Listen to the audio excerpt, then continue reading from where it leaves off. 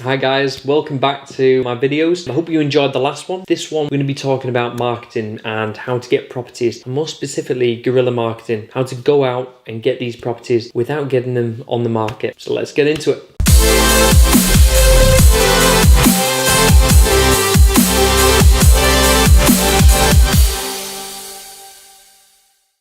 We're going to be trying to get these off-market properties. Now, you'll have heard of a lot of instances where people say, I've got an off-market deal. The reason why off-market is so appealing to people is because there's not the competition. You know, you'll have gone to viewings where there's 100 people turning up, everyone starts outbidding each other, and there's no deal left. You know, the house price has gone so high that you can't make any money out of the investment. So you lose the property. But if you are able to get an off-market and a genuinely off-market property, then you can create your own deal. You can speak with the vendor, put different suggestions to them that work for you, and also they have to work for them. But how do you get these properties? This is what I'm going to tell you. So I've done a number of different guerrilla marketing techniques in my areas. I've had some success and I've had some complete and utter failures. So we're going to cover just a few of them. Firstly, you'll have probably heard it a lot of times, people use leafleting. We get a leaflet printed up and it says, sell your house quickly, we buy in cash. It's got a number that goes to a call center and then gets transferred to you. Does it work? Well, all I can tell you is my experience. Now, I did about 60,000 leaflets by hand myself, and I got one phone call. 60,000 leaflets, one phone call. Okay, I tried doing about 10,000 leaflets with a distributor and got the same results anyway. So yes, for me, leaflets don't work, and I'll tell you why I believe that leaflets don't work, and I'll put the question to you who's watching the video. Okay, you walk through your door and maybe it's the same for you. In my area, we have lots of leaflets coming through from pizzas, takeaways. All these are on my doorstep, and the first thing I do when I walk in the door, I grab them, I screw them up and I put them in the bin. That's what I do. Now, when I was delivering these leaflets for myself, I had a lot of passion and I thought, you know, people are going to see my leaflet, and there was different techniques. Should I print it on both sides so when it hits the floor, they're going to see it, make it glossy so it shines? They're going to do exactly what I do when I walk in my house. I grab them leaflets, I screw them up and I throw them in the bin. I mean, you might have a different theory on it. When you've delivered 60,000 leaflets by hand and done miles and miles, you start to get a feel for these things. So that's my experience on leafleting. Does it work? In my personal opinion, no, it does not work. So we've got to try and find something else, something a bit more creative. Some people out there will have had success with leaflets in the past, and that's fine for you. I'm only giving you my advice. The next thing is text boards, bandit boards as they're called. Now, bandit boards, a lot of people will put them to lampposts all around your area. Big yellow board, it says sell your house quickly, text house to, and there'll be a text number on there. Now, the hope is that someone will see that they need to sell their house because they're desperate. They'll text you, and then you'll receive an email and also a text to your phone saying that someone has tried to contact regarding their house, and now you've got their number. You can phone them up. That is a lead. Brilliant. I used to put out, I think it was 36 boards on a Friday night. I'd completely cover my area. I would always get around about 2 texts at 3 a.m. on a Sunday morning because someone was drunk on the way out of town and they thought it'd be funny to text while they sat in a taxi.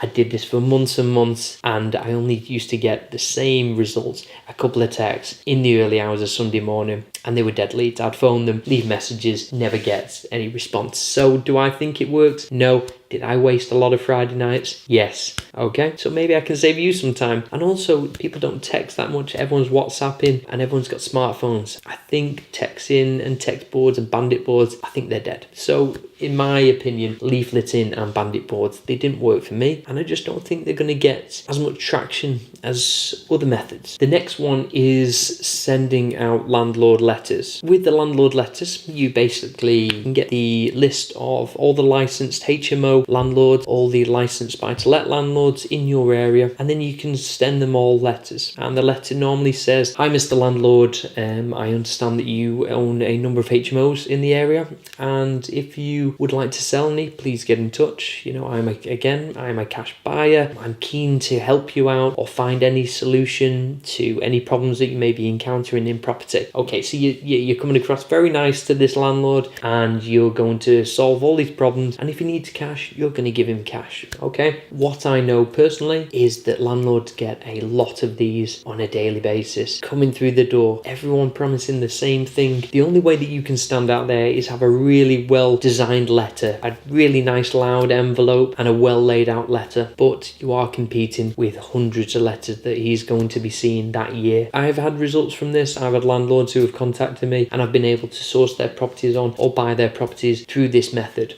Okay, so it does work, but you have to understand that if you're doing it now, courses have been teaching this for years, so you are competing with many other people. The next one that I like, it's a bit unorthodox. Some people do it, some people don't, but I managed to get 2 lease option deals by doing this. It's putting postcards in shop windows, in chippies, and anywhere that they're going to be seen. I put postcards up and draw them in crayon, felt tip, so they look loud, they look personal, they almost look like my kids drawing them, because it just gets the attention. It stands out from all the other ones that are printed. Okay, so I'll write it with felt tip pen using loud colours, and then I will photocopy it a number of times because I've not got the time to be doing each individual one. Now this will say, houses wanted, we will buy your house, we're looking for houses in this area, please call, and then, you know, put down your mobile number on that one, because you have to make it personal. Don't get it going to a call answering service, get it going to your mobile, so that if they do call, they're speaking to the person who had stuck that postcard up. Now the next thing is where you're going to be putting them. I put them in hundreds of shop windows, and no one ever read them in the shop windows because they're walking by. You're going in, you're getting your pint of milk, you're walking out. They're not going to spend any time looking in the shop window. People don't look there anymore. However, some places that they do look are areas where they're going to be standing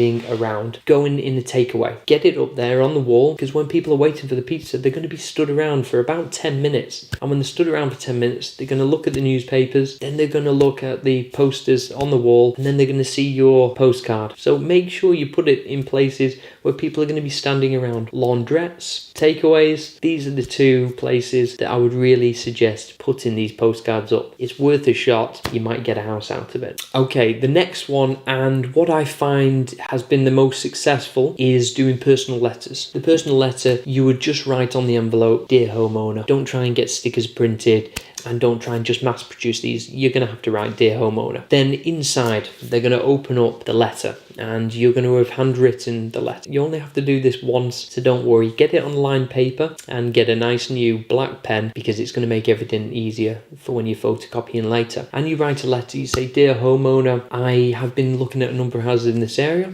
Unfortunately, I've been unsuccessful in being able to purchase them. Just make yourself sound like a family rather than an investor. We're looking to buy in this area. Please give me a call if you're looking to sell. You don't want to come across in this instance as an investor, because people may shy away from that. As soon as you get in the door, then it's up to you to sell yourself. So I would suggest not coming across as, we will buy your house fast for cash. I would just come across as, you know, I really like the area, I really like your house, can I buy it? And then maybe you can get inside and have an honest conversation with them. Now these have been very successful for me, and by doing this I get to know my area a lot better. So what you want to do is get your backpack full of letters, and then hit the streets and find these houses that look a bit distressed. You might find ones with wooden frame windows that are kind of rotting. You might find ones where the driveway is all overgrown. You know, people who their property is in such a state of disrepair that they would rather move than have to do tens of thousands of pounds worth of work on their property.